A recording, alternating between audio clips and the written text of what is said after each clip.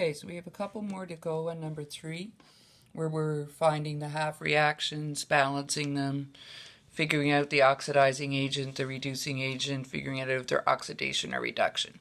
So our first step is to write them in the dissociated form. So we have calcium solid plus H positive aqueous. This is 3C plus NO3 negative aqueous going to H2 gas plus Ca, and it must be 2 positive aqueous because there's 2 NO3s, plus NO3 negative aqueous. And that just reminds me that I didn't talk about complex ions.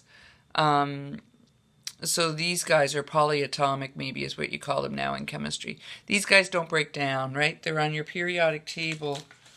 They're on a chart on the back of the periodic table. And there's a whole bunch of them, right? There's NH4 positive, and there's dichromate, Cr2O7, 2 negative. Anyway, so they're called, and SO4, 2 negative. So they're called polyatomic ions or complex ions, and they don't dissociate. They stay together. All right, so when we look here, once again, our nitrate ion is the spectator. Calcium is going from Ca positive or Ca solid to Ca2 positive aqueous. Which side do we need to put the ions on, or electrons on? We're going to have to put them on this side, and there has to be 2 of them so that we end up with the charge balance. So this means calcium is losing electrons, means this half reaction is oxidation. So then we look at H positive. 1 going to H2 gas. I have to put a 2 in front here, right? Which side do I need to add electrons to? It has to be to the reactant side. There needs to be 2 of them. Whoops, and this was an aqueous. All right, so now so this guy's gaining electrons, so he's reduction. And these 2 half reactions, they're balanced for ions. They're balanced for electrons. I can now add them together to get Ca solid plus 2H positive aqueous. The electrons will cancel. Will give me 2H2 gas plus Ca2 positive aqueous. So that's my balanced redox reaction. The Ca is going from Ca to Ca2 positive. So it's losing electrons, which means it's being oxidized, which means it's a reducing agent. H positive is gaining electrons because it's going to H2. Gaining electrons is reduction, which means it's an oxidizing agent. Done. Letter 3 or 3D. So again, write it in its dissociated form. So aluminum plus Fe, and I know this Fe must be 3 positive because we know O2 is 2 positive and there's 2 in 1 and 3 of the other. So 2 negative, aqueous going to Fe solid plus aluminum is 3 positive aqueous and O2. So this time, that's a negative. This time it's our oxygen that's the spectator, right? O2, 2 negative and 2 negative. So we have our half reactions. Aluminum going to aluminum 3 positive. Which side do I need to add the electrons to? I need to add them over here, and there has to be 3 of them. I purposely leave the blank there. I don't want to ruin the surprise by putting, like if I put the arrow right there, then you would be like, oh, the electrons must go over here. All right, and then Fe3 positive aqueous going to Fe solid. This time the electrons are added on this side, and again there's 3 of them. Now, you should always have the electrons on the opposite side, right? On the 2 half reactions, double check them, but if they ever end up on the same side, something's wrong.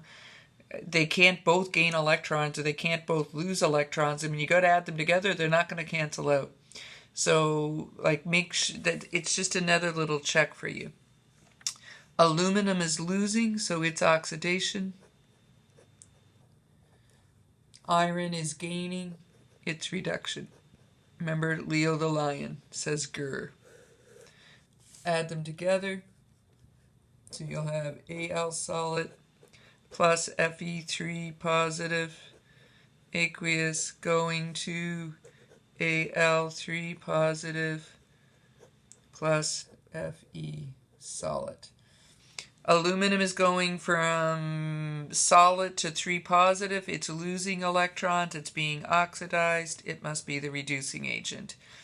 Fe is going from 3 positive to a solid, so it's gaining electrons, which means it's being reduced, so it must be the oxidizing agent.